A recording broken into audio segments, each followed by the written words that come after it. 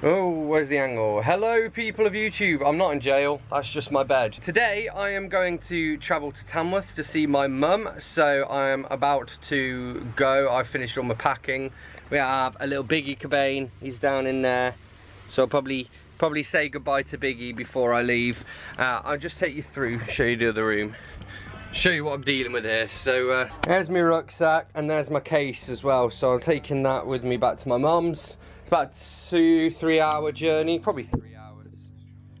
So about 3 hours on the train while I'm traveling, but I'll be reading American Psycho. Obviously I won't be vlogging while I'm on the train. So I'll probably, next time I see you, will probably be in Tamworth at my mum's house when I let you know what I thought of American Psycho. Because I've only got about 100 pages to go. Actually 200, but whatever.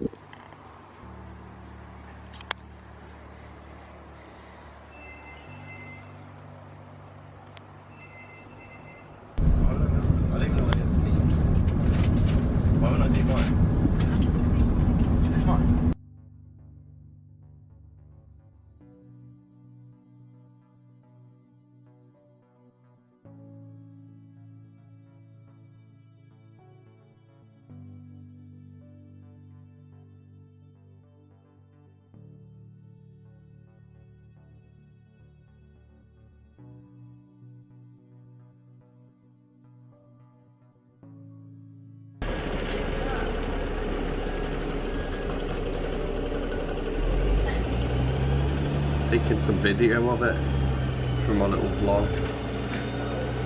There is so much noise everywhere. Let me go and stand outside. Maybe it's better out here. Because my mum actually has a back garden. It's very nice. Look at this. Don't get to be in gardens much. If I actually still lived here, I'd film my booktube here all the time. Let's go for a little stroll. So yeah, it's very noisy today. We have these things outside doing like tarmacking and stuff. Here we go. Look, let me show you. Alright, mother? Take pictures of your beans. Okay. Which ones are your beans? Oh, okay. Wow, those are pretty impressive. These, see, all these white flowers will turn into beans. Yeah. And all the orange flowers. One's massive. What? It's massive. What are they turning into? These will turn into the runner beans that you like. Oh, Granddad's painted all this panel up. Yeah. It's looking good. So yeah, so we have these things going up and down outside making lots of noise. We're about to go to this little like craft village called like the heart of the country, craft village or something. I don't know what it's called, but yeah, so I thought I would update you on that before we go. I've also finished reading American Psycho, but I will talk to you about that in a little bit. And now I'm reading Salvage by Duncan Ralston, who is an indie writer friend of mine. And that's for the indie read-along, but I'm probably going to squeeze in another one. And also read Fortune Box by Madeleine Swann, which is, she's here on BookTube as well. So yeah, but anyway, let's go out. And now, live from the Dosthill School Summer Fair, it's Mark Paul.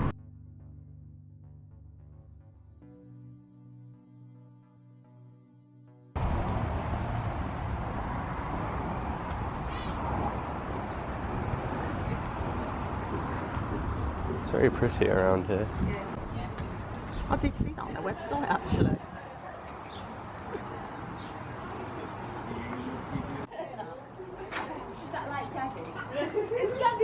Lemon iced tea. Originally for my kitchen. Yeah. Couldn't find one anywhere. Outdoor and travel clothing. What's this? Interiors and home accessories.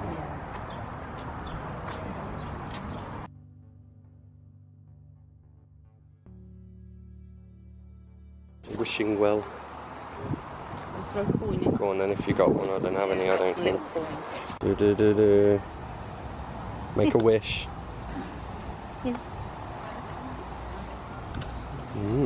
Cornish shop.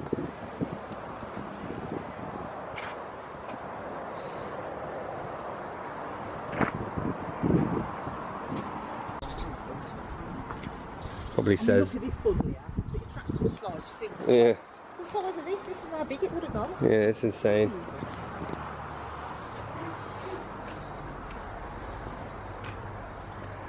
Okay, so that's the back end of it. Oh, that's the back where they've just been. Yeah. Got Stephen King here, I've read that one now. Oh, what good idea.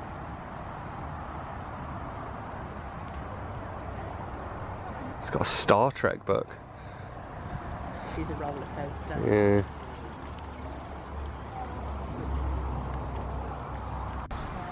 I like them. It's nice. Yeah, very cute. That's a nice bit of air that came through there. Nice little breeze. It is very hot. We're melting in my mum's car. We're about to go to Sainsbury's to get stuff so I can cook my mum a vegan paella, and because also it's good for her diet as well, so that's that. And yeah, we just had a little wander around and I got some nice like ginger beer for Becca and a strawberry, what was it, strawberry and raspberry? Raspberry and strawberry. Raspberry and strawberry lemonade thingy for me, which would be good. I have sunglasses. There you go, they're not mine. And yeah, let's go. I'm going to read some more of my book while my mother drives. Alright, here I am in my childhood bedroom.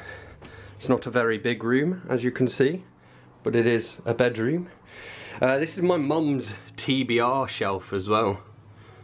There we go, some books by me there. And this is the back garden. So I thought it was a good time to do a quick update. So I'm about to make paella for myself and my mom. So, because it's vegan, also low fat, so it's good for her with her diet, and it's just gonna be yummy. So like I said, I finished reading American Psycho. I thought it was alright. I read like the second half of it on the train here, so you know, it didn't take me too long to finish going through it, I guess. My main problem with it, I enjoyed it, but objectively I don't think it was as good as people make it out to be, if that makes sense. It reminded me of Irvine Welsh, except I definitely prefer Irvine Welsh. But it was a similar style to Irvine Welsh, except it was following American rich people instead of Scottish poor people. And I, for one, would rather read about Scottish poor people. But I don't know, I think a lot of the like the ideas in it and stuff, they weren't very subtle. Like the whole kind of worshipping money in the place of religion thing was just beat you over the head with it. There were loads of references to Donald Trump, which is kind of funny reading it now because it was obviously written in like 1991 or something. But I'm sick of hearing about Donald Trump, especially because he's here in the UK at the moment playing golf in Scotland. So yeah, I don't know, it was just weird to, everything was constantly like, oh, I hear Donald Trump likes this restaurant and stuff. And like when we had like 2-3 pages of them all comparing business cards and talking about whose was best. And I get it's meant to convey that that's important to them and that they're, you know, very obsessed with their wealth and their status and that kind of thing. But it just got a bit boring, and like I say, it felt a bit clunky. I did like, perversely, I liked all of the really kind of graphic stuff where he's like basically raping and dismembering people, which, by the way, massive trigger warning if you're not prepared for that. But I don't know, again, a lot of it just felt as though it was there to try and shock people rather than, I don't know. It was fine though. I gave it like a 3.5 out of 5 and rounded it up to a 4. I probably not going to bother watching the movie, and I don't know if I'd recommend it. I mean, I guess if you're interested in it and it's like one of those books that's been calling to you, then by all means give it a go. So yeah, I moved on from that to Salvage, a ghost story by Duncan Ralston, and this is my book for Todd and Dane's indie read along. So good to do that. Well, I'm literally just lying down at the moment. I wasn't sure with this to begin with because I don't know, it took me a while to get into it. The characterization isn't great, but it's good enough to do the job, and it is getting better. It's one of those where we're like discovering new stuff about the characters throughout the story. And basically the guy is like trying to find out what happened to his sister who died. She drowned, and so he's gone to this like little town to investigate. I believe it's set in Canada, I believe, as well, which is quite cool. Because I don't necessarily read that many books set in Canada. Yeah, it's good for an indie book so far. I'm looking forward to continuing to read it. So I'm going to go and make this paella, and then we're going to eat that, and then I'm probably going to have a bath and read this in the bath, because I don't get to have baths at home. We don't have a bathtub. So yeah, I'm going to read some more at the bath, and then I'm going to make some banana pancakes. So I will take you behind the scenes. Oh, and today was nice going around the craft village and stuff. You've already seen the footage from that, so I don't need to tell you, you know. So yes.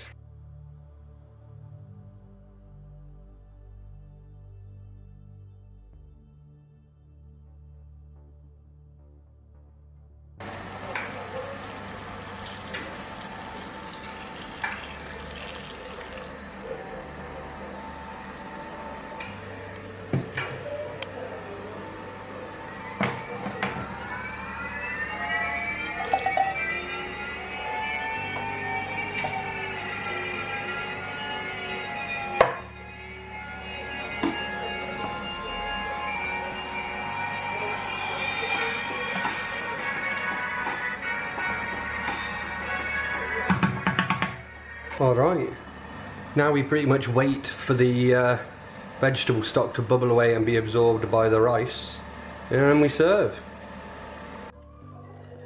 I think it might be done. Also, apologies if you can hear screaming in the background. Someone's getting murdered on Death in Paradise.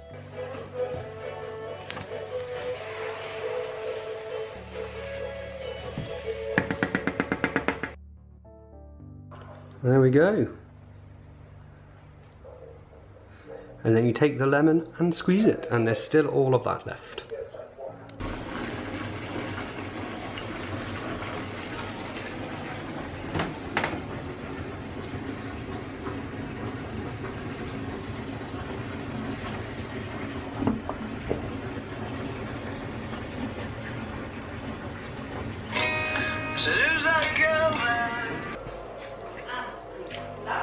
I'm also making 3-ingredient pancakes.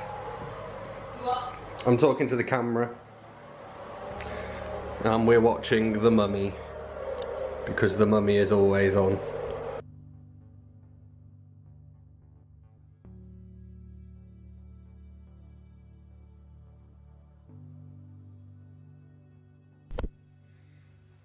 Another day, another meal. My mum made some veggie sausages this morning and some mushrooms, so I've just added to that with some tomato and some onions. Just pretend that bit didn't happen there. I'm grilling some bitter pitta, and we have vegan cheese, vegan dairy-free butter. Be very nice. And watching the football. Well, it's the ad break. We're World Cup final anyway. Like a blurry tomato. Why is my face so red? It must be this lighting. I think it's trying to colour correct. Let's see, what happens when I come in here? Oh, I've gone pale. No, I'm back to red. As you can see, my bedroom is turning into a bit of a mess. That down there on the floor is American Psycho. Here's my bedtime book as well. I haven't talked about this much yet. Basically, I have a book that I read in bed, and I usually pick something a bit, you know, a bit heavier. I mean, this is tiny print. It's about evolution and whatnot. So this is The Blind Watchmaker by Richard Dawkins. I am actually really enjoying it. I mean, it's taken me half a month to get halfway through. But yeah, I've read a few Dawkins books before. Today we went out, we were thinking about going strawberry picking, but basically because I have to take whatever we picked back in my case and stuff, it just sort of wasn't really going to work. So instead we went to Madeleine, which is a clothes shop where I got some new clothes, which by the way, you may notice I've been wearing this t-shirt for like a couple days. That's because I only brought one change of t-shirt with me, and it's like heavy cotton, so it's been making me itch and whatnot, so I had to climb back into this one.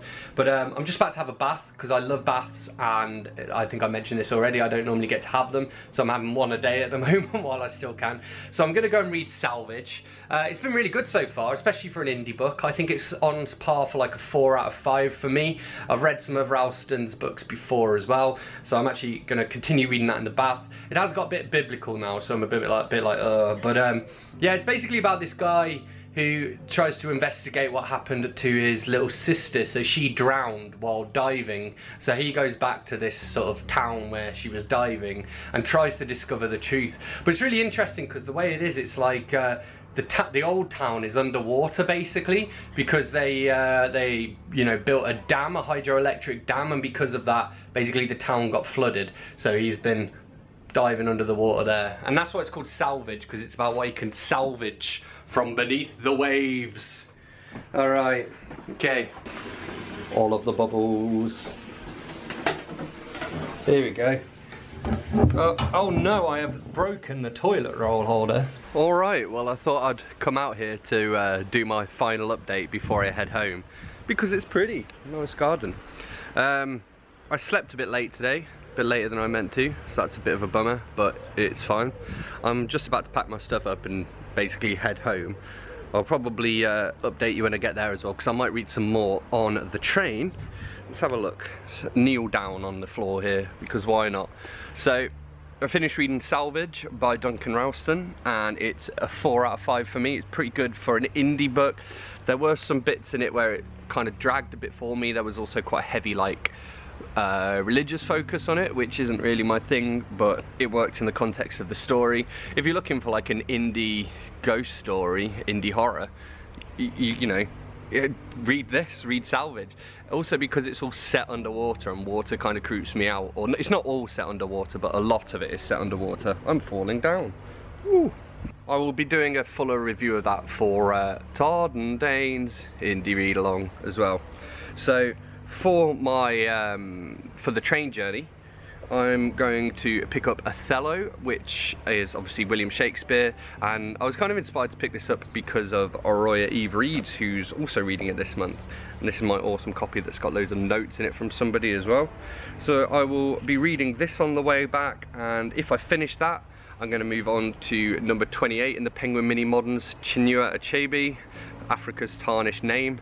I think I just tarnished her name by not pronouncing it very well. Oh, it's a father, sorry, male. Speaking of names that I'm not very good at, we have Rudolfs Blaumanis, In the Shadow of Death, and this is a little tiny one, translated from Latvian. So I might even read all 3 of these on the train, we'll see, I don't know, maybe that's being a bit ambitious. But I'm going to read those, and then after that I am going to read the Bachman books by Stephen King, which is 4 books in one. I've actually read the last book in that collection, which is The Running Man. So I've read The Running Man, but it's also got Rage, The Long Walk, and something else. I've also read Thinner, which isn't in that collection, but is a Bachman book. So I don't know, but I'm going to count that each of those as individual books, even though it's just one bind-up, because it is actually 4 novels in one bind-up. So yeah, and I'm wearing my new orange t-shirt and jeans. Lovely. These are what I picked up yesterday. So on that note, I'm going to go and pack and get my stuff ready and stop talking to myself in the back garden.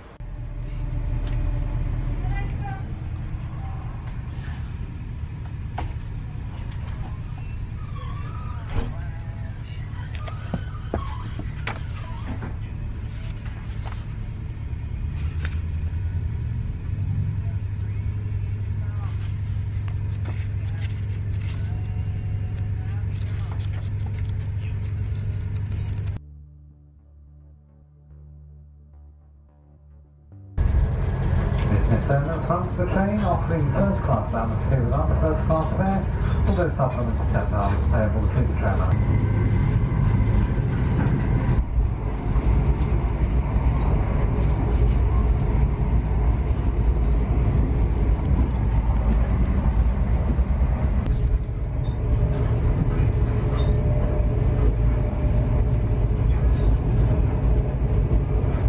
It's unbelievably hot. Let's see if the cat is here to greet me.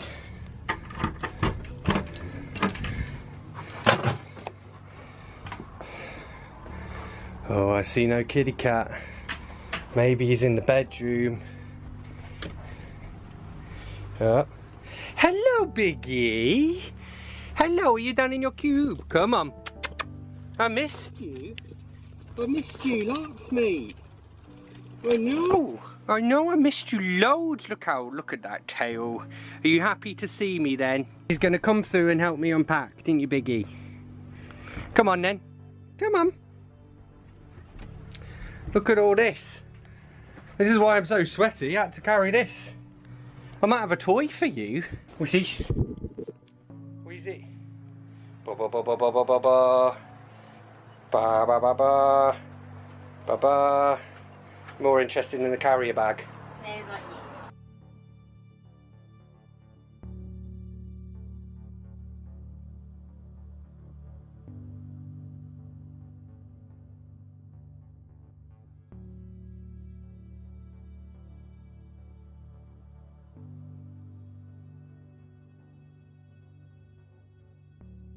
Alright, hello people of YouTube. I'm back home. It's Tuesday now. I was so worn out when I got in yesterday. I didn't even cook. That is how worn out I was. I did finish reading my book though. What did I do with it? It's down here.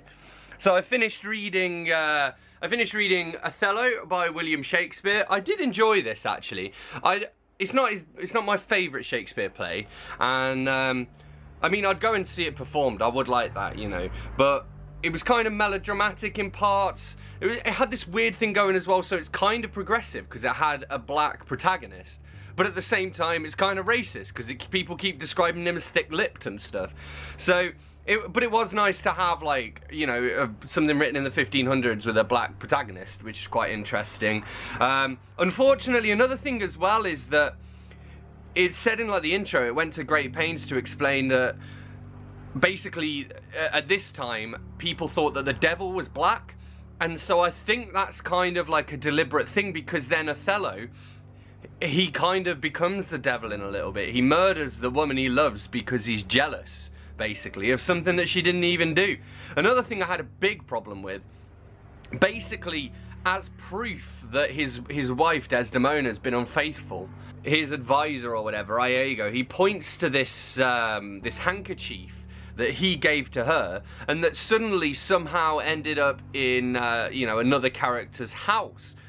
But the problem is they had this scene where she dropped the handkerchief and he's like, no, don't bother with it, just leave it there, leave it on the floor. And I'm like, how do neither of you Becca just got a parcel.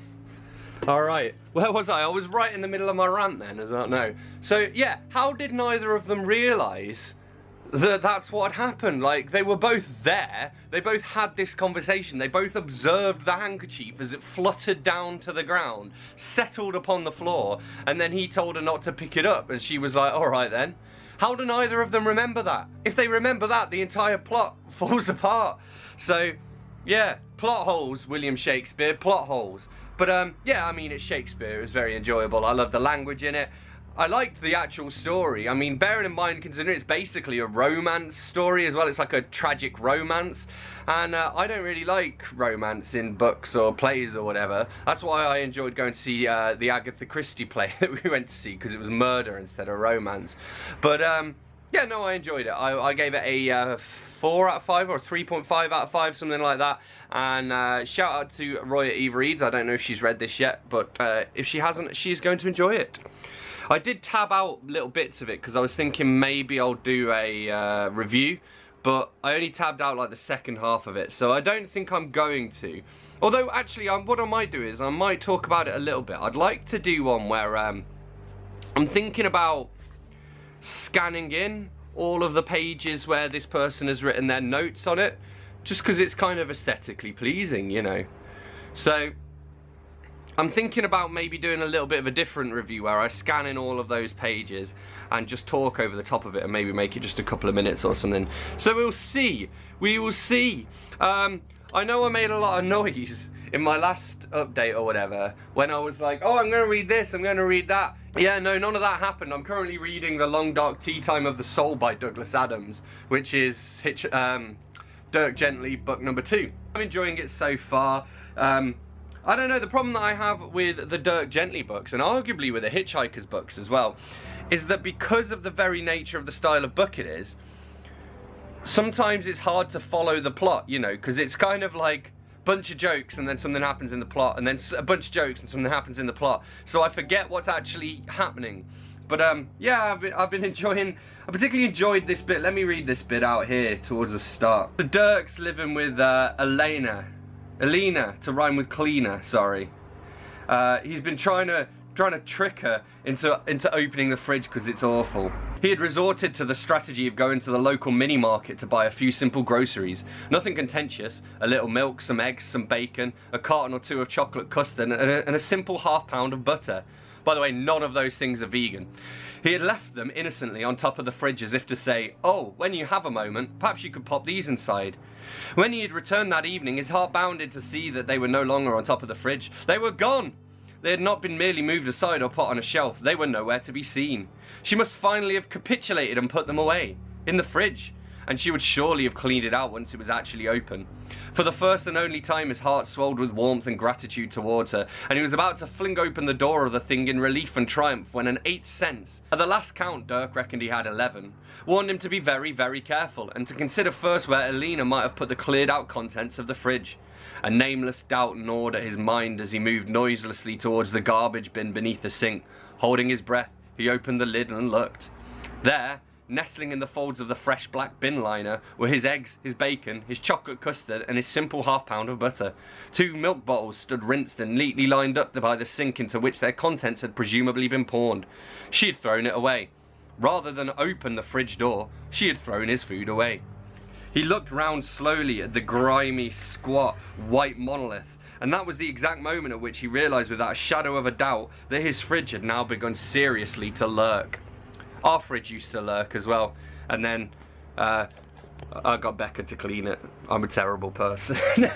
On that note, anyway, I'm going to draw this thing to a close, and I will continue my reading vlogs in the next one, I guess. You guys seem to be enjoying these, so thanks a lot for all the feedback I've had from people. I've decided, for example, I asked you what you thought of my fisheye camera lens, and a few people liked it, most didn't like it, but no, I decided when I was going back through with the footage myself, I was like, I'm probably not going to use this. Not on a regular anyway, I might use it for specific things. It comes in handy for a second camera when I'm filming myself filming, for example, and things like time lapses and stuff. So, but yeah, any feedback you have, be sure to let me know. Don't get mean though, because we don't like mean people. On that happy note, thanks a lot for watching. Don't forget to hit that like button if you've enjoyed this video. Let me know in the comments if you've read any of these books. Hit that subscribe button for more, and I will see you soon for another bookish video. Thanks a lot. Bye-bye.